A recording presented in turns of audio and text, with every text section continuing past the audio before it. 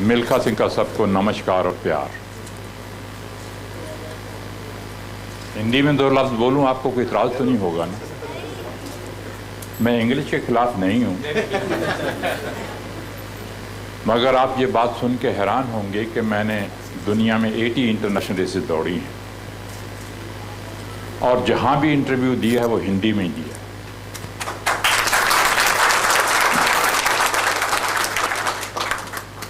और मैं इस बात को महसूस करता हूं कि जब दुनिया के लोग यहां पे आते हैं, चाहे चाइनीज हैं, जर्मन हैं, जापानीज हैं, रशियन हैं,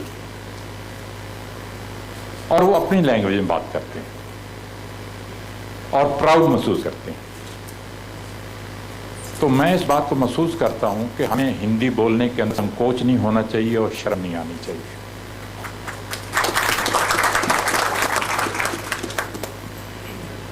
बड़ी हिम्मत है एस चांद की और राउंड इंडिया वालों की, जो मिल्खा सिंह को यहां ले।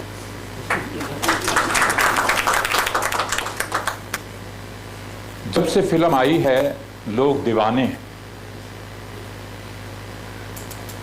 करीबन कुछ 500 लेटर रोज का आता है, कनाडा से, यूएसए से, हर कंट्री से चिट्ठियां आती हैं और हिंदुस्तान से तो आती हैं। मगर मैंने अपने मैनेजर को कह के रखा हुआ है, अब मेरा हर फंक्शन पे जाना नामुमकिन बात है। एक तो एज है, 90 के आसपास जा रहा हूं, दूसरा बैक एक रही है, तीसरा नजर कमजोर है। आपके चेहरे मुझे धुंधले नजर आते हैं, किसी का चेहरा मुझे ठीक तरह से नजर नहीं आता। मगर फिर भी मैं सोचता हूं कि अगर मिल्खा सिंह के जाने से किसी बच्चे को, किसी नौजवान को चिंगारी लग जाए तो मुझे उस फंक्शन पे जाना चाहिए। और मैं चला, अब आया हूं तो 2-4 लफ्ज पढ़ेंगे। इज्जत लायक दिनेश जी, चांद ग्रुप के जो हैं, मिस्टर हमशु गुप्ता मेरे पास बैठे हैं, मिस्टर रोहित, मिस्टर रतीश,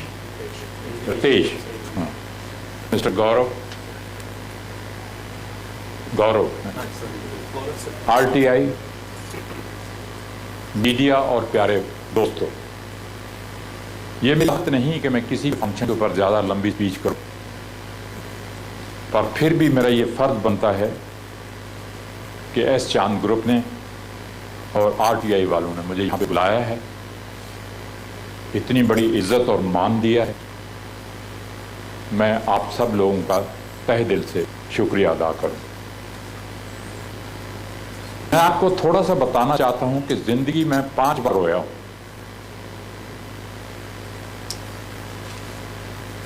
तीन बार गमी के आंसू और 2 बार खुशी के आंसू। पहली बार रोया जब मेरे मां बाप को मेरी आंखों सामने कत्ल किया, मेरे बहन भाई के घर में मेरी आंखों सामने हुई 47 के अंदर। आपने तो इंडिया को और पाकिस्तान को डिवाइड हुए नहीं देखा, मगर मैंने अपनी आंखों से देखा। आपने तो स्टोरी सुनी है सिर्फ। हमारे गांव के लोगों को यह पता नहीं था इंडिया पाकिस्तान क्या बन रहा है। यहां तो कुर्सी की लड़ाई हुई थी, पंडित जवाहरलाल नेहरू कहते थे मुझे प्राइम मिनिस्टर बनाओ, जिन्ना कहते थे मुझे प्राइम मिनिस्टर बनाओ, मगर अंग्रेज आते जाते जिन्ना को उंगली दे गए कि आप पाकिस्तान बनाते हो। ये पाकिस्तान का नहीं बनना था, ये सिर्फ 2 आदमी की लड़ाई की वजह से इंडिया और पाकिस्तान डिवाइड हुई। जब मैं आया, दिल्ली रेलवे स्टेशन के ऊपर लैंड किया, क्योंकि सारा गांव हमारा मारा गया। अब जो आदमी गांव के अंदर हल चला के रोटी कमाते हैं, उनको क्या मालूम कि इंडिया पाकिस्तान क्या है। लोग बातें कर, सिटी से लोग आते थे, कहे यार शायद हमें अपना गांव छोड़ के जाना पड़े। तो कहने लगे भी जाएंगे तो कहां जाएंगे, हमारे जाने की जगह ही नहीं है, हम तो यहीं रहेंगे, यहीं मरेंगे। वो लोगों ने फैसला किया क्योंकि मैं आपको सही बात बताना चाहूँ कि कोई हिंदू मुसलमान नहीं बनना चाहता, कोई मुसलमान सिख नहीं चाहता, कोई सिख जो है वो मुसलमान नहीं बनना चाहता। वहां पे ये सवाल खड़ा हो गया कि अगर लोगों ने यहां रहना है तो आपको मुसलमान बनना होगा। तो उन लोगों ने ये गुरु के अंदर फैसला किया, कसमें खाई कि हम अपना सिखी धर्म नहीं। सब लोग मारे गए, मेरी आंखों के सामने मारे गए। जवान बेटियों को लोग कत्ल किया, मेरी आंखों के सामने कत्ल किया कि उनकी इज्जत बाद में आने के बाद खराब ना हो। ये सारी चीजें मैंने अपनी आंखों से, और गली के अंदर तलवार लेके, नंगी तलवार लेके मैंने पहरा भी दिया हुआ। मुझे याद है मैं 15-16 का था। तो दोस्तों, जब मैं रेलवे स्टेशन पे पहुंचा, ना मिल्खा सिंह के पास रोटी खाने के लिए है, ना मिल्खा सिंह के पास कपड़ा पहनने के लिए है, ना जगह रहने के लिए है, ना पीने के लिए पानी है, कुछ भी नहीं। पुरानी दिल्ली रेलवे स्टेशन के ऊपर पड़े हुए हैं, यहां पड़ी हुई है, यहां पे बड़ी पड़ी हुई है, वहीं पे जो कुछ मैंने देखा आप सोच भी नहीं सकते। अकेला स्टेशन में बैठ के रोया करता था, कहां गए मेरे माँ बाप, कहां गए।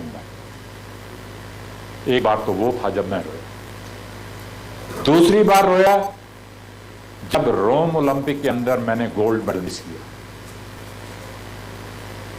8 इंटरनेशनल रेसेस दुनिया में, और सारी दुनिया ये कहती थी कि 400 मीटर रोम ओलंपिक कोई जीतेगा तो इंडिया का मिल्खा सिंह जीतेगा और कोई नहीं जीत सकता। मगर मेरी बैड लक थी, इंडिया बैड लक थी। रेस में थोड़ी सी गलती हुई, वो मेरे 15 साल का जो थी वो सारी जाए चली। कोई बात, रोता रहा, रात को बहुत रोया, बहुत रोया, बहुत रोया कि मिल्खा सिंह जी आपने तो गोल्ड मेडल जीतना था, ये क्या हो। मगर एक मैसेज जरूर देना चाहता आपके बच्चों को कि मेरी आखिरी ख्वाहिश कि ये दुनिया छोड़ने से पहले जो गोल्ड मेडल मेरे हाथ से गिर गया, जो तिरंगा मैं नहीं लहरा पाया, जो नेशनल एंथम मैं नहीं बजा पाया, आप लोगों में से कोई ना कोई ऐसा नौजवान लड़का या लड़का हो जो मैं देख के जाऊं कि वाकई हम देश के अंदर ऐसे नौजवान लड़के और लड़कियां हैं और वो करते हैं ये काम।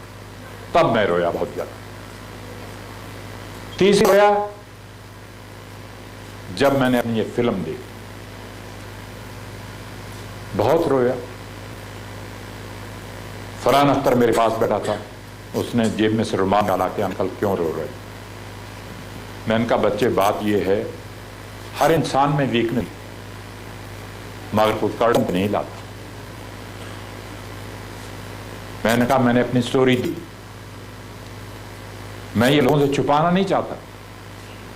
मिल्खा सिंह चोरी भी, मिल्खा सिंह ने चोरी भी की, मिल्खा सिंह जेल में भी रहा, मिल्खा सिंह ने जिंदगी इतने धक्के खाए। वो आर्मी जिसने मुझे 3 बार रिजेक्ट किया, और उसी आर्मी की वजह से आज सारी दुनिया में मिल्खा सिंह का नाम है, ये सारा क्रेडिट जो है आर्मी को जाता है। तो तब मैं रोया, बहुत रोया जब फिल्म देखी, क्योंकि सारी जिंदगी की चीजें सामने आ गई। अब 2 बार जब खुशी के आंसू थे, ये था कि जब मैंने कॉमनवेल्थ गेम्स के अंदर बेटी ने जिक्र किया था, इन्होंने जिक्र किया, जब मैंने कॉमनवेल्थ गेम्स के अंदर गोल्ड मेडल जीता, क्वीन आई, कार्डिफ की बात याद है 58 के अंदर, क्वीन आई, गले के अंदर गोल्ड मेडल था, तिरंगा झंडा ऊपर जा रहा है, मैं ऐसे खड़ा हूं विक्ट्री स्टैंड के ऊपर, नेशनल एंथम बज रहा है। 1 लाख अंग्रेज जो स्टेडियम के अंदर बैठा था। मेरे जमाने में इंडियन बहुत कम हुआ करते थे, मेरे ख्याल 8 या 10 आदमी भी वहां स्टेडियम के अंदर इंडियन नहीं होंगे। 1 लाख आदमी स्टेडियम के अंदर खड़ा है, और मिल्खा सिंह विक्ट्री स्टैंड के ऊपर ऐसे खड़ा है, और खुशी से आंसू आप नीचे गिर रहे हैं कि मिल्खा सिंह जी आज सही मैंने में अपने देश का नाम ऊंचा किया है। ये लोग हैं जो देश को सलामी दे। मुझे खुशी थी इस बात के लिए, खुशी से आंसू गिर रहे थे। और मुझे याद है जब क्वीन मेरे गले के गोल्ड मेडल डाल के चली गई, तो वहां पे उसके पास, इनके पास में 4-5 कुर्सियां छोड़ के एक लेडी बैठी थी, बॉब ढेर। वो लेडी वहां से भागी आई विक्ट्री स्टैंड, जहां मैं नीचे उतरा विक्ट्री स्टैंड, आते ही मुझे उसने हक किया, मिल्खा जी, मिल्खा जी, आपने हमारे देश का नाम ऊंचा कर दिया। वो कौन थी, अपने आप मुझे इंट्रोड्यूस कराती है। मेरा नाम विजय लक्ष्मी है, मैं पंडित जी की बहन हूं और मैं यहाँ इंग्लैंड के अंदर हाई कमिश्नर हूं। मैंने घुटने छुए उनके, कहने लगी कि पंडित जी कैसे जाया है। पंडित जी ने पूछा है, मिलकर पूछो कि क्या चाहिए। आपने फिल्म में भी देखा। मैं अगर चाहता पंडित जी से कहता 200 एकड़ जमीन मुझे यूपी में दे दो, 200 एकड़ जमीन मुझे पंजाब में दे दो, 2-4 कोठियां मुझे दिल्ली में डलवा दो, ये बड़ी मामूली बात है। मगर उस जमाने के अंदर हमें हुए शर्म आती थी और मैंने क्या कहा, मैंने एक दिन के लिए हिंदुस्तान के अंदर छुट्टी कर, ये मेरी डिमांड थी। तो बच्चों, तब मैं खुशी के आंसू रोया। दूसरी बार खुशी के आंसू रोया जब मुझे पाकिस्तान से इनविटेशन आया दौड़ के लिए, जहां पे मिल्खा सिंह को फ्लाइंग से खिताब मिला। इनविटेशन पाकिस्तान से 1960 के अंदर, 1960 के अंदर मैंने पाकिस्तान जाने से कर पेपर में छपा। पंडित जी ने मुझे अपने दफ्तर बुला लिया। प्राइम मिनिस्टर से बहुत प्यार करते थे। जब मैं कॉमनवेल्थ गेम्स के अंदर गोल्ड मेडल जीत के आया था, कहने लगे मिल्खा जी क्यों नहीं जाना चाहते पाकिस्तान। मैंने कहा 1947 का सीन भी आंखों के सामने आता है, मैं पाकिस्तान नहीं जाऊंगा। नहीं, भूल जाओ जो हुआ, पड़ोसी देश आपने जाना है। जो अखबारों में न्यूज छपी थी, नेक्स्ट डे मैंने आके फिर दे दिया कि मैं पाकिस्तान जाऊंगा। तो सारी चीज अखबारों के, तो यहां से दिल्ली चले, हमारी बस चली यहां से नेशनल स्टेडियम से, मुझे याद है 60-70 लोग मेरे साथ और थे, एथलीट जो दौड़ने वाले थे, कोई जंपर था, कोई थ्रो था। जब वाघा बॉर्डर पे पहुंचे तो उन्होंने कहा जी आपकी बस में मिल्खा सिंह हैं। उन्होंने कहा जी हैं। कहते जी उनको नीचे लाओ। तो उन्होंने एक फूलों से जीप जो थी वो सजाई हुई थी, एक तरफ इंडिया झंडा लगाया हुआ, एक तरफ पाकिस्तान का झंडा लगाया हुआ। तो वो मुझे जीप में खड़ा कर लिया, बाकी हमारी पूरी टीम बस में बैठी हुई है। जीप में खड़ा कर दिया तो इस तरफ और इस तरफ डिस्टेंस जो है वाघा बॉर्डर से करीबन 15-20 किलोमीटर का है, लाहौर जो है। तो जीप धीरे धीरे चलेगी। हजारों लोग जो थे रास्ते में खड़े हुए, एक हाथ में तिरंगा झंडा और एक हाथ में पाकिस्तान का झंडा ऐसे झुला रहे थे। तो चलते चलते जब लाहौर पहुंचे तो लाहौर फ्लैटी होटल के अंदर हमें ठहराया गया। मुझे याद, जाते मैंने अपने कमरे में देखा एक टेबल पे पेपर पढ़ा है उर्दू का। उर्दू तो हम पढ़ते रहे, मैंने 4वीं क्लास तक उर्दू पढ़ी है पाकिस्तान के अंदर, और मैं भी हमें मस्जिद में पढ़ाया करता था। तो उस पेपर में लिखा हुआ था इंडिया और पाकिस्तान की टक्कर, अब्दुल खालिक और मिल्खा सिंह की टक्कर। अब्दुल खालिक जो था पाकिस्तान का बहुत माना हुआ एथलीट था। मिल्खा सिंह से पहले वो सारे एशिया फर्स्ट आता था, वर्ल्ड के अंदर वहां पे गया। वो ओलंपिक गेम्स के अंदर 1966 के अंदर ये पहला आदमी था जो सेमीफाइनल में जा। तो ये मेरे से टोक्यो में हार गया 58 के अंदर। हारा कैसे कि वो मेरी जो लेफ्ट वाली टांग थी उसका मसल पुल हो गया, लाइट लेग्स में लगी, मैं ऐसे टिप गिरा हूं और अब्दुल खालिक ऐसे खड़ा हुआ। तो उस टाइम उस जमाने में ये नहीं था कि भी फोटो फिर होगी या स्टेप बाय स्टेप फोटो आएगी। तो वो जजेस फैसला थे कि फोटो देख के भी कौन आदमी फर्स्ट है कौन सेकंड। तो जब उन्होंने अनाउंस किया कि मिल्खा सिंह 200 में इंडिया का फर्स्ट है, अब्दुल खालिक सेकंड, तो इस बात को अब्दुल खालिक ने तो महसूस किया ही किया, मगर पाकिस्तान वालों ने भी महसूस किया कि ये नया लड़का निकला है जो हमारे अब्दुल खालिक को हरा गया। तो उन्होंने मुझे इन्विटेशन भेजा लाहौर दौड़ने के लिए। तो वो जब मैंने न्यूज पढ़ी पेपर के अंदर, तो सारे हमारे लड़के कहने लगे कि चलो यहाँ पे फूड स्ट्रीट लाहौर के अंदर बड़ी मशहूर है, तो वहां पे खाना खाने के लिए चलते हैं। तो जब खाना खाने के लिए जाए थे तो रास्ते के अंदर जो बैनर लगे हुए थे उनके ऊपर भी यही चीज लिखी हुई, अब्दुल खालिक मिल्खा सिंह की टक्कर, इंडिया और पाकिस्तान की टक्कर। तो नेक्स्ट डे हमारी दौड़ थी, तो फूड स्ट्रीट गए। तो हो सकता है कि शायद उन लोगों ने उनको कहा, फूड स्ट्रीट वालों को, कि इंडिया की टीम आ रही है, आपने पैसे चार्ज नहीं करने।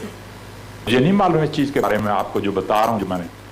जिस पे भी जाते थे, आइए सरदार साहब, आइए, आप हमारे मेहमान हैं, तीतर खाओगे, बटेर खाओगे, बकरा खाओगे, क्या खाओगे, देसी घी में खाओगे, मक्खन में खाओगे, वो सारी चीजें हमसे पूछे। किसी ने कहा जी नहीं ये बना दो, वो बना दो।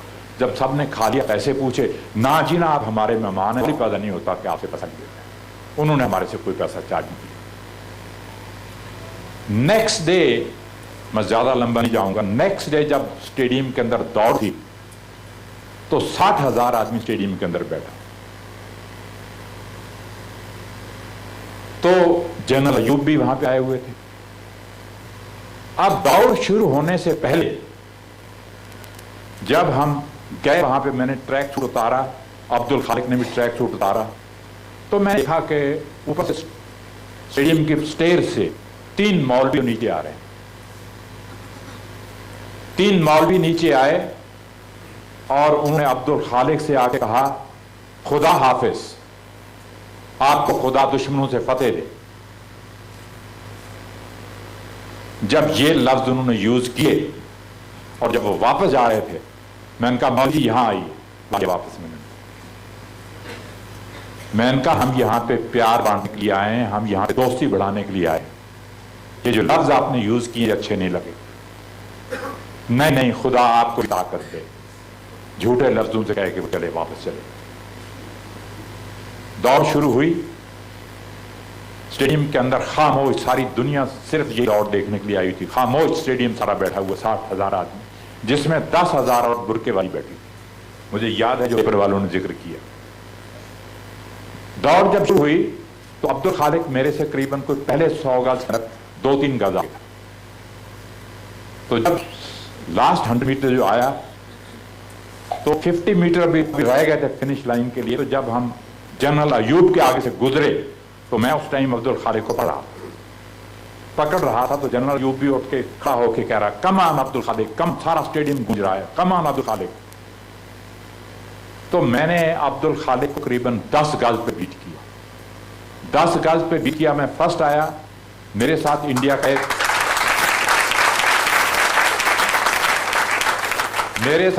का एक और रनर था, मक्खन सिंह, बहुत अच्छा दौड़ता था। मैं समझता हूं कि उसके साथ का तरीका कि इंडिया के अंदर टैलेंट, मिल्खा सिंह के बाद हुआ है तो मक्खन सिंह हुआ है। तो मक्खन सिंह भी उसको बीट कर गया, वो 3rd नंबर पे गया, अब्दुल खालिक, मक्खन सिंह 2nd आ। तो अब लोगों की डिमांड, सारा स्टेडियम खामोश, जैसे पता नहीं क्या हो गया, मैं लफ्ज नहीं यूज करना चाहता वो।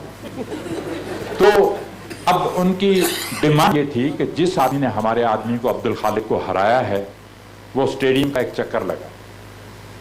तो मैं धीरे धीरे ऐसे ऐसे करता हुआ सारे स्टेडियम के अंदर जब राउंड लगा रहा था तो पेपर उन्होंने लिखा है कि जहां 10,000 और बुरके वाली बैठी थी, उन्होंने अपना बुरका उठाया और उन्होंने कहा, ये सरदार है जिसने हमारे आदमी को आके हराया। तो वो फिल्म के अंदर सारा जिक्र आया। तो जब मैं वापस आया, विक्ट्री स्टैंड पे गया, तो मुझे याद है कि जनरल अयूब आए मेडल लाने के लिए। मैंने पंजाबी च कहने ने, तुहानू ये दस दें, पंजाबी सी हो। मैनू कहंदा है, मेरा जी अज तुसी पाकिस्तान दे जाके दौड़े नहीं, तुसी पाकिस्तान दे जाके उड्डे हो, तुहानू पाकिस्तान जड़ा फ्लाइंग सिख दा पता नहीं।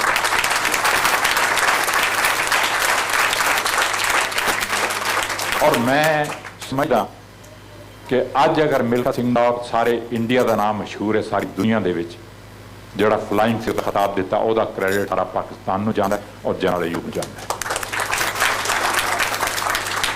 दोस्तों, आज मैं ज्यादा लंबी स्पीच नहीं कर, बहुत होगी, पर जिन्हें माँ बाप मेरे सामने बैठे ने, मैं आप लोगों से एक बात कहना चाहूंगा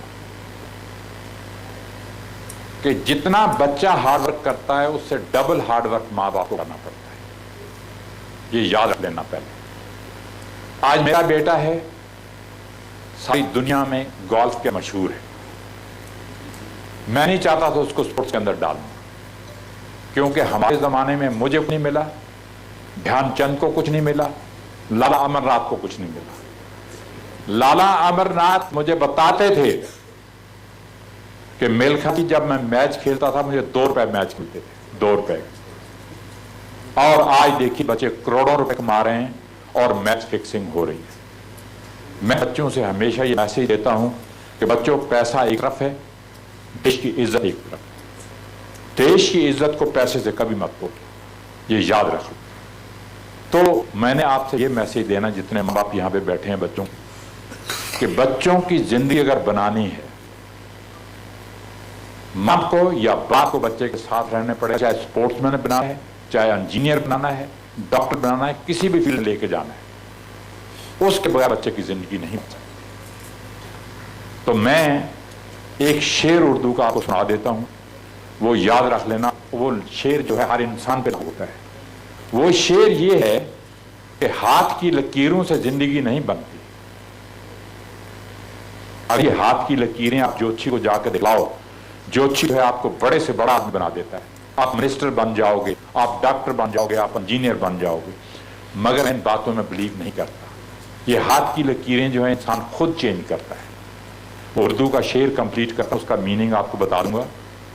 वो ये है कि हाथ की लकीरों से जिंदगी नहीं बनती, अज़म हमारा भी कुछ हिस्सा है जिंदगी बनाने में। अज़म जो है उर्दू का लफ्ज है, उसका मीनिंग ये है कि जिस इंसान के अंदर विल पावर, जिस इंसान के अंदर हार्ड वर्क करने का मादा है, जिस इंसान के अंदर डिसिप्लिन है, करैक्टर है, वो जमीन से उठ के आसमान को छू सकता है। आज ओबामा जी यहां पे आए थे।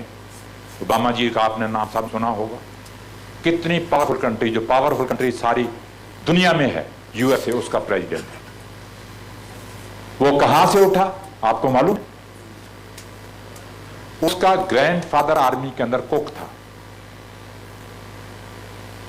उसका बाप जो था भेड़ बकरियां चराया करता था। उस खानदान से उठ के और वो इतनी पावरफुल कंट्री का प्रेसिडेंट बना, बिकॉज उसमें विल पावर थी और उसमें इरादा था कि मैं प्रेसिडेंट बनूंगा। आज मोदी जी के बारे में सुन लो। मोदी जी के बारे में लोग बातें करते हैं कि ये चाय बेचता था, ये कुलीपना करता था। वो खुद कहते हैं, कहने की बात नहीं है, मैं कहूं या कोई और कहे, कोई नहीं, वो खुद कहते हैं कि मैं चाय बेचता था, मैं कुली करता था। मगर उस इंसान ने 120 करोड़ दिलों को जीता तो कंट्री का प्राइम मिनिस्टर बना। ये छोटी बात नहीं है, बहुत बड़ी बात।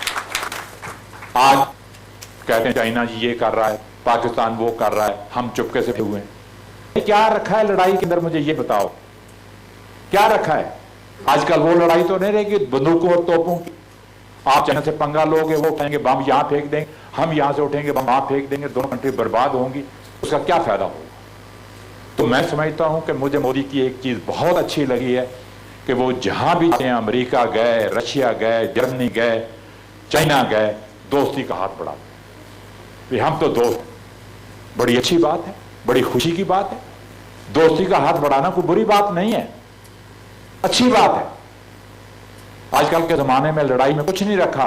अगर आप सोचोगे लड़ाई से हम जीत जाएंगे और ये हो जाएगा, वो बातें खत्म है।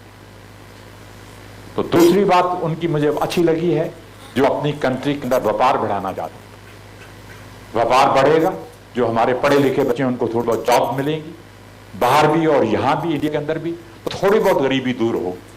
अगर ये सोचो कि मोदी जो है सारी गरीबी इंसान की दूर कर देगा, मैं इस बात को नहीं मानता। इनकी जगह पे कोई भी प्राइम मिनिस्टर आ जाए, गरीबी दूर नहीं कर सकता। तो दोस्तों, आज मिल्खा सिंह की जिंदा मिसाल आपके सामने। मिल्खा सिंह को यह मालूम नहीं था कि 400 मीटर क्या होता है। मिल्खा सिंह को यह मालूम नहीं था कि 100 मीटर क्या होता है, ओलंपिक गेम्स क्या होती हैं, एशियन गेम्स क्या होती हैं। तो ये चीज जब मुझे पता चली तो मैंने इरादा बनाया कि ये आदमी दुनिया में फर्स्ट आया है। जब पहली ओलंपिक में गया 1956 में ऑस्ट्रेलिया में, तो वहां से एक आग लेके आया दिल के अंदर कि अगर ये आदमी फर्स्ट आ सकता दुनिया में, तो मैं क्यों नहीं ये रिकॉर्ड तोड़ सकता। लोग कहते थे, यहां पे जब मैं स्विम में ट्रेनिंग करता था, यहां मई जून के महीने में 6 घंटे रोज दौड़ा, गिर जाना गांव पे, वोमिटिंग हो रही है, ब्लड जा रहा है मुंह से। अगर कोच मेरा कह रहा है, मिल्खा सिंह नहीं, तूने मेरे से वादा किया हो, तूने वर्ल्ड रिकॉर्ड तोड़ना है, तूने वर्ल्ड रिकॉर्ड तोड़ना है, तूने ओलंपिक रिकॉर्ड तोड़ना है, खड़े हो। दूसरे लड़के कहते थे, कोई साहब हमें माफी दीजिए, हमने मरना नहीं, हम नहीं मरेंगे। मगर मेरा कोच कहता था, मिल्खा सिंह खड़े हो जाओ, एक और लगानी है। और मैं भगवान से प्रार्थना करता था, भगवान आज मुझे बचा, कल नहीं दौड़ूं, ऐसे कानून को। मगर नहीं, इरादा मजबूत था। वो इरादा मजबूत ना होता तो मिल्खा सिंह कहाँ था। जैसे दूसरे बैठ जाते थे वैसे ही मिल्खा सिंह चला जाता, गल बात खत्म हो जाती। तो दोस्तों, हर इंसान के अंदर इतनी ताकत है, अगर वो कुछ करना चाहे तो उसकी दुनिया को कोई ताकत उसकी रोक नहीं सकती उसको। मगर लोग दिल छोड़ जाते हैं, नहीं हार्ड वर्क कर पाते। कहना आसान होता है। आज मिल्खा सिंह के घर हजारों लोग आते, हमने मिल्खा सिंह बनना है, हमने मिल्खा सिंह बनना है। जब 4 दिन रड़ा लगता है, उसके बाद मिल्खा सिंह का घर क्या, उनके घर का भी पता करना, पता ही नहीं कहाँ गए। तो जिस आदमी ने 15 साल मेहनत, नाम जो है एक दिन में नहीं बनता। आज मिल्खा सिंह रशिया में जीता है, पेपरों में आया। कल मिल्खा सिंह लंदन में जीता है, पेपरों में नाम आया। परसों मिल्खा सिंह यूएसए में दौड़ा है, पेपरों में नाम आया है। 80 रेसेस दुनिया में दौड़ी, 80, तब जाके 15 सालों के अंदर दुनिया में नाम बना। आप सोचो कि एक दिन में नाम बन जाएगा या 10 दिन मेहनत करने से नाम बन जाएगा, ये मैं नहीं मानता इस बात। तो इसलिए मेहनत जो है वो रंग लाती है हमेशा। किसी भी फील्ड में आप कर लो, आप आगे ही बढ़ोगे, पीछे नहीं जाओगे। तो मैं ज्यादा लंबा ना जाता हुआ चंद ग्रुप का और आरटीआई वालों जो इन्होंने काम शुरू किया है, मुझे बहुत अच्छा लगा। इन्होंने बताया है किताबें सप्लाई करते हैं, उनको गरीब बच्चे पढ़ते हैं, ये लोग सारे डिस्ट्रीब्यूट करते हैं। और मैं चाहता हूं जिस तरह से ये काम कर रहे हैं, इसी तरह स्पोर्ट्स वालों को भी फॉलो करना चाहिए। हमारे हिंदुस्तान के अंदर टैलेंट की कमी नहीं है।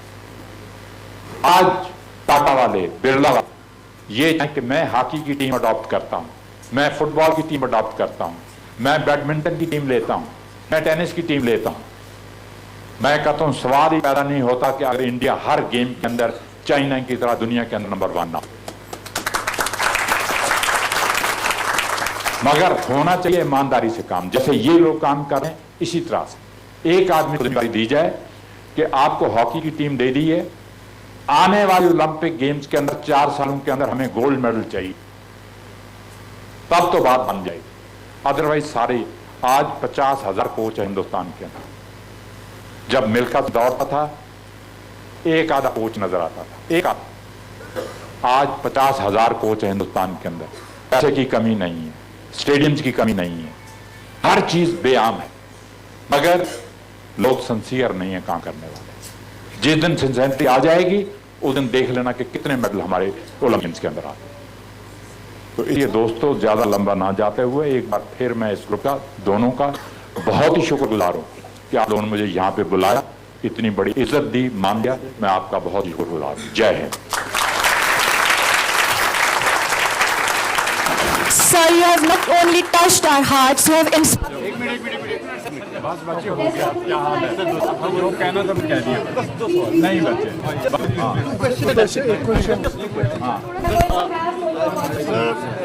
India is going with highest contingent now.